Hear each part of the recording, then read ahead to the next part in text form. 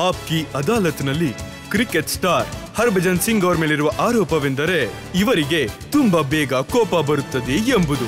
ಹರ್ಭಜನ್ ನೋಡಿ, ಒಂದ್ ವೇಳೆ ಏನಾದ್ರೂ ಇತಿಹಾಸ ಬರೆದ್ರೆ ಕ್ರಿಕೆಟಿನ ಬಗ್ಗೆ, ಆಗ ಫೀಲ್ಡ್ ಅಲ್ಲಿ ಹೆಚ್ಚು ಸಿಟ್ಟನ್ನ ತೋರಿಸುವಂತ ವ್ಯಕ್ತಿ ಅಂತಂದ್ರೆ ಅದು ಹರ್ಭಜನ್ ಸಿಂಗ್ ಅಂತಾನೆ ಬರಿಬೇಕಾಗತ್ತೆ. ಇಲ್ಲ ಸರ್, ನನಗಿಂತ ಮುಂಚೆ ಬಹಳ ಜನ ಇದ್ದಾರೆ, ಅವರಿಗೂ ಕೋಪ ಬರುತ್ತೆ. ಮತ್ತು ನೋಡಿ, ನಾನು ಆಡ್ತೀನಲ್ಲ, ಕೆಲವೊಂದೊಮ್ಮೆ ಕಾಂಪಿಟೇಟಿವ್ ಆಗಿ ಆ ಝೋನಲ್ಲಿ ಇರ್ತೀನಿ. ಸೊ ನಾನು ಆ ಝೋನಲ್ಲಿದ್ದಾಗ ನನ್ನ ತಲೆಯಲ್ಲಿ ಒಂದೇ ಒಂದು ವಿಷಯ ಓಡ್ತಾ ಇರುತ್ತೆ, ಅದೇನೆಂದರೆ ನಾನು ಇಂಡಿಯಾಗೆ ಮ್ಯಾಚ್ನ ಹೇಗೆ ಗೆಲ್ಲಿಸ್ಕೊಡ್ಬೋದು.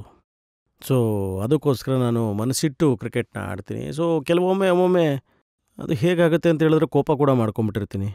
ಬಟ್ ಅದು ನೋಡಿ, ನೀವು ಆಡೋದಕ್ಕೆ ಶುರು ಮಾಡಿದಾಗ, ಕ್ರಿಕೆಟ್ ಅನ್ನ ಹೊಸದಾಗಿ ಆಡೋದಕ್ಕೆ ಶುರು ಮಾಡಿದಾಗ, ನೀವು ರಿಕಿ ಪಾಂಟಿಂಗ್ ಅವ್ರ ಜೊತೆ ಜಗಳ ಮಾಡ್ತೀರಿ, ಅವರಿಗೆ ಬೈತೀರಿ. ಅದು ಸರ್ ಅವರು ನನಗೆ ಬೈದರು, ಅದರಲ್ಲೇನಿದೆ ಹೇಳೋದಕ್ಕೆ. ಈಗ ಕೆಲವ್ರು ಯಾರಾರ ಬಂದು ನಮಗೆ ಕೆಟ್ಟದಾಗ ಬೈತು ಅಂತ ಹೇಳಿದ್ರೆ ಅವ್ರಿಗೆ ಥ್ಯಾಂಕ್ ಯು ಹೇಳೋಕ್ಕಾಗುತ್ತೆ, ಅವ್ರಿಗೂ ನಾವು ಬೈಲೇಬೇಕಾಗುತ್ತಲ್ವಾ. ಅದು ಎಸ್ಪೆಷಲಿ ಹೊರಗಡೆಯಿಂದ ಬಂದ ಆಟಗಾರರು. ಇವಾಗ ನಮ್ಮವ್ರು ಯಾರಾದರೂ ಬಂದು ನನಗೇನಾದರೂ ಅಂದ್ಬಿಟ್ರೆ ಹೋಗ್ಲಿ ಬಿಡು ಬೈ, ಏನು ತೊಂದರೆ ಇಲ್ಲ ಅಂದ್ಬಿಡ್ತೀವಿ. ಅಲ್ಲ, ಆಸ್ಟ್ರೇಲಿಯಾದವ್ರನ್ನ ನೋಡಿದ್ರೆ ನಿಮಗೆ ಸ್ವಲ್ಪ ಜಾಸ್ತಿ ಸಿಟ್ಟು ಬರುತ್ತಾ? ಲೇಮನ್ಗೂ ಕೂಡ ನೀವು ಬೈದಿದ್ರಿ, ಅವ್ರಿಗೂ ಏನು ಹೇಳಿ? ಆಸ್ಟ್ರೇಲಿಯನ್ಸ್ಗೆ ಯಾವಾಗಲೂ ಅನಿಸ್ತಾ ಇತ್ತು ಅವ್ರು ಎಲ್ರಿಗಿಂತ ಸುಪೀರಿಯರ್ ಅಂತ. ಅವರು ನಾವ್ಯಾರು ಸೋಲ್ಸೋದಕ್ಕೆ ಆಗಲ್ಲ. ಮತ್ತು ಅವರ ರನ್ನಿಂಗ್ ಬೋರ್ಡ್ಸ್ ಎಲ್ಲನೂ ತುಂಬ ಡಾಮಿನೇಟಿಂಗ್ ಆಗಿರ್ತಿತ್ತು.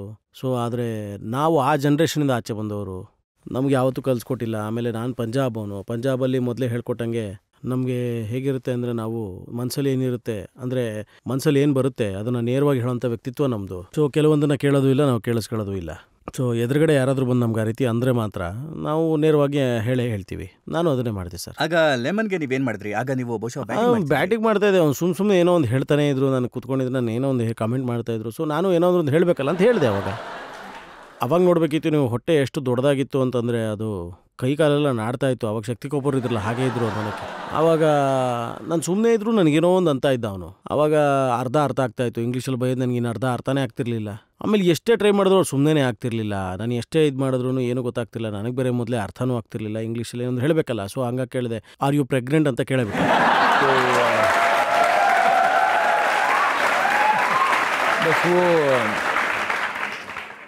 ಅಷ್ಟಕ್ಕೆ ಎಷ್ಟು ಬೇಜಾರು ಮಾಡ್ಕೊಂಬಿಟ್ರೆ ನನಗೆ ಗೊತ್ತಾಗಿಲ್ಲ ನಾನು ಏನು ಕೇಳಿದೆ ಅವ್ರ ತಪ್ಪನ್ನ ಅಂತ.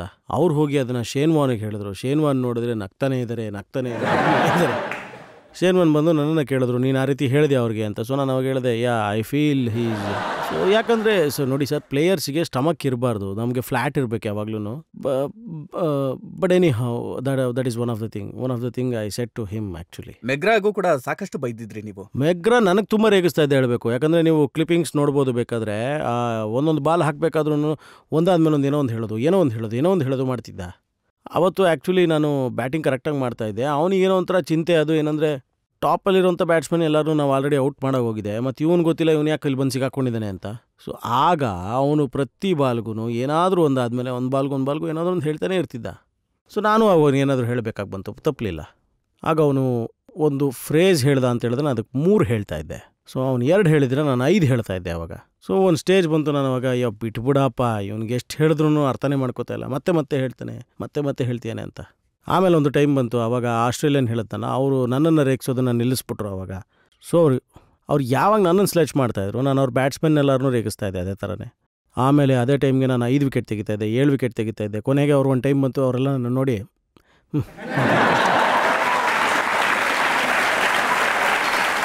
ಹಿಂಗಾಯಿತು ಹೇಳಬೇಕಾದ್ರೆ. ಓಕೆ, ಇದೇ ಕಾರಣಕ್ಕೆ ನೀವು ಆಂಡ್ರೂ ಸೈಮನ್ಗೆ ಮಂಕಿ ಅಂತ ಹೇಳಿದ್ದ? ಇಲ್ಲ ಸರ್, ನಾನು ಹೇಳಿಲ್ಲ ಅದು, ನಾನು ಹೇಳೇ ಇಲ್ಲ. ಅದು ಅವ್ರು ಅಂದ್ಕೊಂಡಂಥ ಇಮ್ಯಾಜಿನೇಷನ್. ಅದು ಅವರು ನನ್ನ ಮೇಲೆ ಅದನ್ನು ಆರೋಪ ಮಾಡಿದ್ದು. ಅಂದರೆ ಈಗ ಹೇಗೆ ಅಂದರೆ ನಾನು ಏನಾದರೂ ಒಂದು ಹೇಳಿದೆ ಅಂತ ಪ್ರೂವ್ ಮಾಡೋದಕ್ಕಷ್ಟೇ. ನಾನು ಅವ್ರಿಗೆ ಅದನ್ನು ಹೇಳಿಲ್ಲ, ನಾನು ಅವ್ರಿಗೆ ಹೇಳಿದ್ದು ನಿಮ್ಮ ಅಮ್ಮನ. ಸೊ ನಾನು ಏನು ಹೇಳಕ್ಕೆ ಬಂದಿದ್ದೀನಿ ಅಂತಲೇ ಅವ್ರು ತಿಳ್ಕೊಳ್ದೆ ಹೋದರೆ ಅಲ್ಲ, ಅವ್ರು ಅದಕ್ಕೆ ಕೋಪ ಮಾಡಿಕೊಂಡ್ರೆ. ನಾನು ಅವ್ರಿಗೆ ಹೇಳಿದ್ದು ನಿಮ್ಮ ತಾಯಿ ಕಣ್ಣು ಕೂಡ ಚೆನ್ನಾಗಿದೆ ಅಂತ.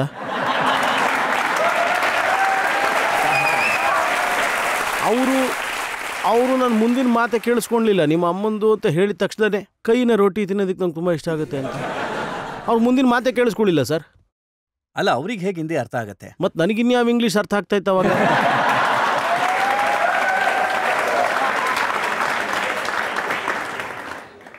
ಆದರೆ ಪಾಕಿಸ್ತಾನದ ಪ್ಲೇಯರ್ಸ್ಗೆ ನಿಮ್ಮ ಪಂಜಾಬ್ ಚೆನ್ನಾಗಿ ಅರ್ಥ ಆಗುತ್ತೆ ಅಂತ ಅನ್ಸುತ್ತೆ. ಖಂಡಿತವಾಗ್ಲೂ ಅವ್ರಿಗೆ ಅರ್ಥ ಆಗುತ್ತೆ, ಒಂದು ಮಾತು ಹೇಳ್ತೀವಲ್ಲ. ಸೊ ಹಾಗಾಗಿ ಅವರಿಗೆ ಅದು ನೀಟಾಗಿ ಅರ್ಥ ಆಗುತ್ತೆ. ಸೊ ಹತ್ತಿರದಲ್ಲಿ ಈ ಕಡೆ ಪಂಜಾಬ್ ಅವರಿದ್ದೀವಿ, ಆ ಕಡೆನೂ ಪಂಜಾಬ್ ಅವರಿದ್ದಾರೆ, ಪೂರ್ತಿ ಹಿಂದೂಸ್ತಾನ ಎಲ್ಲರೂ ನಮ್ಮವ್ರು ಸಿಗ್ತಾರಲ್ವ ನಮಗೆ. ಅವ್ರಿಗೂ ಕೂಡ ನೀವು ಚೆನ್ನಾಗಿ ಬೈದಿದ್ರಿ ಅನ್ಸುತ್ತೆ. ಇಲ್ಲ, ಖಂಡಿತವಾಗ್ಲೂ ನಾನು ಅವ್ರಿಗೇನು ಹೇಳಕ್ಕೆ ಹೋಗ್ತಿಲ್ಲ. ಒಂದು ವೇಳೆ ಕ್ರಿಕೆಟ್ ಆಡಬೇಕಾದ್ರೆ ಏನಾದರೂ ಅವ್ರು ನನಗೆ ಬೈತಾ ಇದ್ರು ಅಂದರೆ ನಾನು ಸುಮ್ಮನೆ ಇರ್ತಿಲ್ಲ, ಖಂಡಿತವಾಗ್ಲೂ ಬೈತಾ ಇದ್ದೆ. ಶೋಯಬ್ ಅಖ್ತರ್ ಕತೆ ನಾನು ಕೇಳಿದ್ದೆ, ಅವ್ರಿಗೆ ಚೆನ್ನಾಗಿ ಅವ್ರು ನನಗೆ ಸಿಕ್ಕಾಪಟ್ಟೆ ಬೈತಾ ಇದ್ರು, ಅವಾಗ ನಾನು ಸುಮ್ಮನೆ ಬಿಡ್ತಿರ್ಲಿಲ್ಲ. ಶೋಯಬ್ ಅಖ್ತರ್ ಎಂಥ ವ್ಯಕ್ತಿ ಅಂತ ಹೇಳಿದ್ರೆ, ನಮ್ಮ ಜೊತೆ ಚೆನ್ನಾಗಿರ್ತಿದ್ದ, ನಮ್ಮ ಜೊತೆ ಕೂತ್ಕೊಂಡು ತಿಂತಾ ಇದ್ದ, ಓಡಾಡ್ತಿದ್ದ, ಪ್ರಾಕ್ಟೀಸ್ ಮಾಡ್ತಿದ್ದ, ಆಟ ಆಡ್ತಾ ಇದ್ದ. ಊಟ ಅದು ಆಮೇಲೆ ಕುಡಿಯೋದೇನಿಲ್ಲ, ಬರೀ ಊಟ. ಸೊ ಊಟ ಗೀಟ ಎಲ್ಲ ನಮ್ಮ ಜೊತೆ ಮಾಡ್ತಾಯಿದ್ರು, ಚೆನ್ನಾಗಿದ್ರು ಮಾತಾಡಿಕೊಂಡು. ಸೊ ನಾವು ಒಂದು ಲೆಕ್ಕಕ್ಕೆ ತುಂಬಾ ಕ್ಲೋಸ್ ಆಗೋದ್ವಿ. ಸೊ ಅವರು ಗ್ರಾಂಟೆಡ್ ಆಗಿ ತೊಗೊಂಡು ಅವಾಗ ಬಜ್ಜಿ ಅಂತ ಹೇಳಿ ರಪ್ ಅಂತ ಹೊಡಿಲೂಬಹುದು ನನಗೆ. ಇದು ಗೇಮು. ಅಂದರೆ ನೀವು ಚೆನ್ನಾಗಿ ಬೈದ್ರಿ, ಆಮೇಲೆ 6 ಕೂಡ ಇಲ್ಲ, ಫಸ್ಟ್ ನಾನು ಅವ್ರಿಗೆ ಹೊಡೆದೆ, ಅವ್ರಿಗೆ ಸಕ್ಕ ಶಾಕ್ ಆಗೋಯ್ತು, ಇವ್ನು ಹೇಗೆ ನನಗೆ ಹೊಡೆಯೋದಕ್ಕೆ ಸಾಧ್ಯ ಅಂತ. ಸೊ ಅದಾದಮೇಲೆ ಅವರು 1-2 ಬೌನ್ಸರ್ಸ್ ಹಾಕಿದ್ರು, ಅದು ಕನೆಕ್ಟ್ ಆಗೋಯ್ತು. ಸೊ ಆಮೇಲೆ ಅವ್ರು ಇದ್ದಕ್ಕಿದ್ದಂಗೆ ಏನೇನೋ ಹೇಳೋಕ್ಕೆ ಶುರು ಮಾಡಿಬಿಟ್ರು. ಸೊ ನಾನು ಅವಾಗ ಅವ್ರಿಗೆ ಉತ್ತರ ಕೊಟ್ಟೆ ಅದಕ್ಕೆ. ಹೇಗೆ ಅವರು ನನಗೆ ಬೈಯೋದಕ್ಕೆ ಶುರು ಮಾಡಿದ್ರು, ನಾನು ಅವಾಗ ಅವ್ರಿಗೆ ಹಾಗೆ ಬೈಯಲೇಬೇಕಲ್ಲ ಅವಾಗ. ಬಟ್ ಗೇಮ್ ಆದಮೇಲೆ ನಾವು ಮತ್ತೆ ಪೆವಿಲಿಯನಲ್ಲಿ ಅಕ್ಕಪಕ್ಕನೇ ಕೂತ್ಕೊಂಡು ಮಾತಾಡ್ತಾ ಇದ್ವಿ. ಆಮೇಲೆ ಅನ್ನಿಸ್ತು ಡ್ರಾಮಾ ಪಬ್ಲಿಕಲ್ಲಿ ಹೇಳೋಕ್ಕಾಗೋದಿಲ್ಲ ಅಂತೀರಾ? ಇಲ್ಲ, ಅದು ಯಾವ ಥರ ಆಯಿತು ಅಂದರೆ, ಈ ವಿಷಯ ಹೇಗೆ ಹೇಳಬೇಕು ಅಂದರೆ, ಪಬ್ಲಿಕಲಿ ಆ ರೀತಿ ನಾವು ಮಾಡಲೂಬಾರ್ದಾಗಿತ್ತು ಅಲ್ಲಿದ್ದರೂ ಕೂಡ. ಬಟ್ ಇವತ್ತು ನಾನು ನಿಮ್ಗೆ ಹೇಳ್ತಾ ಇದ್ದೀನಿ, ಅದಕ್ಕೆ ನನಗೆ ನಿಜವಾಗ್ಲೂ ನಾಚಿಕೆ ಆಗುತ್ತೆ. ಯಾಕಂದರೆ ನಾವು ಅವತ್ತು ಅಲ್ಲಿ ಆ ರೀತಿ ಜಗಳ ಮಾಡಿಕೊಂಡು ಕ್ರಿಕೆಟ್ ಆಡಿರೋವಂಥದ್ದು, ಅದು ಪಬ್ಲಿಕಲಿ ನಾವು. ಆದರೆ ನಾನು ಕೇಳ್ಪಟ್ಟೆ ಅವರು ಏನೋ ಮಾತುಕತೆ ಆಗಿತ್ತಂತೆ, ರೂಮ್ನಲ್ಲಿ ನುಗ್ಗಿ ಹೊಡಿತೀನಿ ಅಂತ ಏನೋ ಅಂದಿದ್ರಂತೆ. ಹೌದು, ಅವ್ರು ಅದನ್ನು ಹೇಳಿದ್ರು, ಬಾ ರೂಮಲ್ಲಿ ಹಾಕ್ಕೊಂಡು ನಿನಗೆ ಸರಿಯಾಗಿ ಹೊಡೆದ್ಬಿಡ್ತೀನಿ ಅಂತ. ಸರಿ, ನಾನು ಅದಕ್ಕೆ ಹೇಳಿದೆ, ಬಾ ಯಾರು ಹೊಡಿತಾರೆ ನೋಡೋಣ ಗೊತ್ತಾಗುತ್ತೆ ಅಂತ. ಯಾಕಂದರೆ ನಾನು ತುಂಬ ಹೆದರ್ಕೊಂಡ್ಬಿಟ್ಟಿದ್ದೆ, ಯಾಕಂದರೆ ಅವರು ಸಿಕ್ಕಾಪಟ್ಟೆ ಬಲಿಷ್ಠವಾಗಿದ್ದರು ಅವಾಗ, ನಾನು ಏನು ಮಾಡೋದು ಅಂತ. ಆಗ ಅವರು ಒಂದು ಸರಿ ಅವರು ರೂಮಲ್ಲಿ ಹಾಕ್ಕೊಂಡು ನನಗೆ ಮತ್ತು ಯುವಿಗೆ ಪಟ ಅಂತ ಸರಿಯಾಗಿ ಹೊಡೆದಿದ್ರು ಹೇಳಬೇಕು ಅಂದರೆ. ಯಾಕಂದರೆ ಅವ್ರ ಬಾಡಿ ಹಂಗಿತ್ತು, ನಾವು ಎಲ್ಲಿ ಹಿಡಿಯೋಕ್ಕಾಗುತ್ತೆ, 3 ಜನ ಹಿಡಿದ್ರು ಅವ್ರನ್ನ ಹಿಡಿಯೋಕ್ಕಾಗ್ತಿರ್ಲಿಲ್ಲ ಆವಾಗ. ಒಂದು ಸರಿ ಅವ್ರು ಸೀದಾ ಯುವಿನ ಎತ್ತಿ ಹಿಂಗೆ ಬಿಸಾಕ್ಬಿಟ್ರು. ಯುವಿ ನೋಡಿದ್ರೆ ನನ್ನಲ್ಲಿ ಇನ್ನೊಂದು ರೌಂಡ್ ಇದ್ದಾನಷ್ಟೇ. ಯುವಿನೇ ಎತ್ತಿ ಬಿಸಾಕೋದ್ರ ಮೇಲೆ ನಾನು ರೂಮಲ್ಲಿ ಒಂದು ಮೂಲೆಗೆ ಹೋಗ್ಬಿಟ್ಟು, ಇಲ್ಲ ಬೇಡ ಬೇಡ ಬೇಡ ಬೇಡ ಬೇಡ ಬೇಡ. ಆದರೂ ಕೂಡ ಪರವಾಗಿಲ್ಲ, ನಮ್ಮ ಸ್ನೇಹಿತನೇ, ಆದರೆ ಗ್ರೌಂಡಲ್ಲಿ ನಮ್ಮ ಕಂಟ್ರಿಗೋಸ್ಕರ ನಾವು ಆಡ್ತಾ ಇರ್ತೀವಿ, ಪರವಾಗಿಲ್ಲ ನಡೆಯುತ್ತೆ ಅಂತ ಸುಮ್ಮನೆ. ಆದರೆ ನೀವು ಕೂಡ ಛೇಡ್ಸೋದ್ರಲ್ಲಿ ಏನು ಕಮ್ಮಿ ಇಲ್ವಲ್ಲ? ಪಾಕಿಸ್ತಾನದ ಟೀಮ್ ಯಾವಾಗೆಲ್ಲ ಸೋಲ್ತಿತ್ತಲ್ಲ, ಆಗ ನೀವು ಅವರ ಡ್ರೆಸ್ಸಿಂಗ್ ರೂಮ್ ಮುಂದೆ ಹೋಗಿ ಬಾಂಗ್ಡ ಮಾಡ್ತಿದ್ರಿ. ಇಲ್ಲ, ಅದು ಒಂದೇ ಸರಿ ಆಗಿದ್ದು ಹಾಗೆ. ಆವಾಗ ಇಂಡಿಯಾ ಪಾಕಿಸ್ತಾನ ಮ್ಯಾಚ್ ಇತ್ತು 2003ರಲ್ಲಿ, ವರ್ಲ್ಡ್ ಕಪ್ ಮ್ಯಾಚ್. ಅದು ತುಂಬ ಪ್ರೆಷರ್ ಇದ್ದಂಥ ಮ್ಯಾಚ್ಗಳದು. ಒಂದೇ ಮ್ಯಾಚು ನಾನು ಆಡಿದ್ದು ವರ್ಲ್ಡ್ ಕಪ್ಪಲ್ಲಿ ಆವಾಗ ಹೇಳಬೇಕು ಅಂದರೆ. ಮತ್ತು ಆ ಟೈಮಲ್ಲಿ ಯೂಸಫ್ ಯುಹಾನ ಮತ್ತು ಮೊಹಮ್ಮದ್ ಯೂಸಫ್ ಅವ್ರ ಜೊತೆ ಜಗಳ ಆಗೋಗಿತ್ತು during the lunch break. So ಆಗ ಸಂಹೌ ಒಂಥರ ಫೀಲಿಂಗ್ ಹಾಗೆ ಆಚೆ ಬಂದ್ಬಿಟ್ಟಿತ್ತು ನನಗೆ. ಸೊ 1-on-1 ಥರ ಆಗೋಗಿತ್ತು ಆವಾಗ. ಆ್ಯಕ್ಚುಲಿ ನಾನು ಗೆಲ್ಲಬೇಕು ಅಂತ ಬಹಳ ಎಕ್ಸೈಟೆಡ್ ಆಗೋಗಿದೆ ಆಗ. ಸೊ ಅಲ್ಲಿ ನಮ್ಮ ದೇಸಿ ಮ್ಯೂಸಿಕ್ ರನ್ ಆಗ್ತಿತ್ತು. ಸೊ ನಾನು ಅದಕ್ಕೆ ಡ್ಯಾನ್ಸ್ ಮಾಡೋಕ್ಕೆ ಶುರು ಮಾಡಿಬಿಟ್ಟೆ ಆವಾಗ.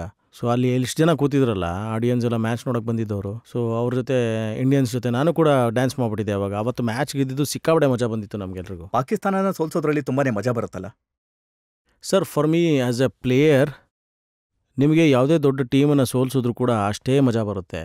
ಸೊ ಆಗ ಪಾಕಿಸ್ತಾನ ಟೀಮ್ ಏನಿತ್ತು ಬಹಳ ದೊಡ್ಡ ಟೀಮ್ ಆಗಿತ್ತು. ವಸೀಮ್ ಅಕ್ರಮ್, ವಕಾಬ್ ಯೂನಿಸ್, ಇದು ಅವರ ಬೌಲಿಂಗ್ ಲೈನಪ್ಪು. ಸಕೈಮ್ ಮುಸ್ತಾಫ್, ಶೋಯಬ್ ಅಖ್ತರ್, ಇದು ಅವ್ರ ಬೌಲಿಂಗ್ ಲೈನಪ್ಪು. ಆಮೇಲೆ ಬ್ಯಾಟಿಂಗ್ ಲೈನಪ್ಪು ತುಂಬ ಚೆನ್ನಾಗಿತ್ತು. ಸೈಯದ್ ಹನುಮಂತರ್ ಅಂತ ಒಬ್ಬ ಒಳ್ಳೆ ಬ್ಯಾಟ್ಸ್ಮನ್ ಇದ್ದರು ಅವರಲ್ಲಿ.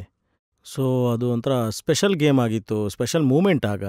ಸೊ ಐ ಫೀಲ್ ಇಂಡಿಯಾ ಪಾಕಿಸ್ತಾನದ ಯಾವಾಗಲೇ ಮ್ಯಾಚ್ ನಡೆದ್ರು ಅಲ್ಲಿ ಪ್ಲೇಯರ್ಸ್ಗಿಂತ ಹೆಚ್ಚಾಗಿ ಮೀಡಿಯಾದವ್ರು ತುಂಬ ಹೈಪ್ ಮಾಡಿಬಿಡ್ತಾರೆ ಆ ಗೇಮ್ನ. ಹೇಗೆ ಅಂದರೆ, ಎಂಥ ದೊಡ್ಡ ಮ್ಯಾಚ್ ನಡೀತಾ ಇದೆ ಅಂದರೆ ಇವತ್ತು, ಇದಕ್ಕಿಂತ ದೊಡ್ಡ ಮ್ಯಾಚ್ ಇರಲ್ಲ. ಬಟ್ ನನ್ನ ಪ್ರಕಾರ ಹೇಳೋದಿತ್ತು ಅಂದರೆ, ಇಂಡಿಯಾ ಎಲ್ಲೆಲ್ಲಿ ಕಾಂಪೀಟ್ ಮಾಡ್ತಾ ಇದೆ ಅಂದರೆ ಇವತ್ತು ಸೌತ್ ಆಫ್ರಿಕಾ, ಆಸ್ಟ್ರೇಲಿಯಾ ಅಥವಾ ಇಂಗ್ಲೆಂಡ್, ಈ 3 ಟೀಮು. ಯಾಕಂದರೆ ಮಿಕ್ಕಿ ಟೀಮ್ಗಳಿಗೆ ಐ ಫೀಲ್ ನಾವು 10 ಮ್ಯಾಚ್ಗಳನ್ನು ಆಡಿದ್ರು ಅವ್ರ ಜೊತೆ ಒಂದು 7 ಸರಿ ಅವ್ರನ್ನ ನಾವು ಗೆದ್ದಿರ್ತೀವಿ. ಆಸ್ಟ್ರೇಲಿಯಾನ ನೀವು ಸ್ಲೆಡ್ಜ್ ಮಾಡಿದ್ರೆ ಜನಗಳಿಗೆ ಇಷ್ಟ ಆಗುತ್ತೆ, ಪಾಕಿಸ್ತಾನದ ಪ್ಲೇಯರ್ಸಿಗೆ ಮಾಡಿದಾಗ ಜನಗಳಿಗೆ ಇಷ್ಟ ಆಗುತ್ತೆ. ಆದರೆ ನೀವು ಶ್ರೀಶಾಂತ್ ಕೆನ್ನೆಗೆ ಯಾಕೆ ಹೊಡೆದ್ರಿ? ಅವ್ರು ಅಷ್ಟೊಂದು ಅಳ್ತಾ ಇದ್ರಲ್ಲ. ಇಲ್ಲ, ಅವ್ರು ತುಂಬಾ ನಾಟಕ ಮಾಡಿದ್ರು ಆ ಟೈಮಲ್ಲಿ. ಅದು ನನ್ನ ತಪ್ಪೇನೆ ಆ್ಯಕ್ಚುಲಿ. ಬಟ್ ನಾನು ಪ್ರತಿ ಇಂಟರ್ವ್ಯೂಲು ಹೇಳಿದ್ದೀನಿ, ಪ್ರತಿ ಕಡೆ ಹೋದಾಗಲೂ ಹೇಳಿದ್ದೀನಿ, ಆ ರೀತಿ ನಾನು ಮಾಡಬಾರ್ದಾಗಿತ್ತು. ಅದು ನಾನು ಕೋಪದಿಂದ ತುಂಬ ಪಾಠ ಕಲ್ತಿದ್ದೀನಿ ಅಂತ ಹೇಳಿ, ನನ್ನ ತಪ್ಪೇ ಅದು, ನಾನು ಮಾಡಬಾರ್ದಾಗಿತ್ತು. ಶ್ರೀಶಾಂತ್ ಎಪಿಸೋಡಲ್ಲಿ ನಾನು ಹೇಳಬೇಕು ಅಂತ ಹೇಳಿದ್ರೆ ಅದು ಖಂಡಿತವಾಗ್ಲೂ ತಪ್ಪು, ನಾನು ಅದಕ್ಕೆ ಕ್ಷಮೆ ಕೇಳ್ತೀನಿ. ಬಟ್ ಅವ್ನು ಅಳೋದಕ್ಕೆ ಶುರು ಮಾಡಿಬಿಟ್ಟ, ಯಾಕಂದರೆ ನಾನು ಅಷ್ಟು ಜೋರಾಗಿ ಹೊಡೆದೆ ಅಂತ ಹೇಳಿ. ಆ ಥರ ಏನೂ ಇರಲಿಲ್ಲ. But anyhow, that was something much which which obviously will everybody will see that Harbhajan Singh ಅದನ್ನು ತಪ್ಪು ಮಾಡಿದ್ದು ಅಂತ ಹೇಳಿ. Yes, I know that. ಇವತ್ತು ಎಲ್ಲರ ಮುಂದೆನೂ ಕೇಳ್ತಾ ಇದ್ದೀನಿ, ಕ್ಷಮೆ ಇರಲಿ, ಮತ್ತೊಂದು ಸರಿ ನಾನು ಯಾವತ್ತೂ ಆ ರೀತಿ ಮಾಡೋದಿಲ್ಲ ಅಂತ. ಮಾಡಬಾರ್ದಾಗಿತ್ತು ನಾನು. ಆದ್ರೆ ಇದನ್ನ ನೀವು ಎಲ್ಲಿ ಕಲ್ತ್ಕೊಂಡ್ರಿ? ಕಲ್ತಿದ್ದೆಲ್ಲಿ ಅಂದ್ರೆ ನೀವು ಕಲೀಲೇ ಇಲ್ವಲ್ಲ ಹಿಂದಿನ ಎಪಿಸೋಡಿಂದನೂ?